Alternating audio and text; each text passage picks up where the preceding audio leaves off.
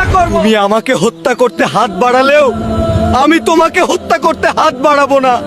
আমি আল্লাহকে ভয় করি। আমি চাই যে তুমি আমার পাপ ও তোমার পাপ নিজের ওপর বহন করো, ফলে তুমি জাহান্নামীদের অন্তর্ভুক্ত হয়ে যাও। আর এটাই জালিমদের প্রতিদান। অবশেষে কাবিলের কুপ্রবৃত্তি তাকে তার ভ্রাতৃ হত্যায় প্ররোচিত করল। অতঃপর সে তাকে হত্যা করল, ফলে সে ক্ষতিগ্রস্তদের অন্তর্ভুক্ত হয়ে গেল। অনুশোচনায় কাবিল লাশ নিয়ে দিশেহারা হয়ে গেল। তখন আল্লাহ একটি কাক পাঠালেন। সে মাটি খুঁড়ে দেখালো কিভাবে ভাইয়ের লাশ গোপন করতে হয়। হায় আফসোস,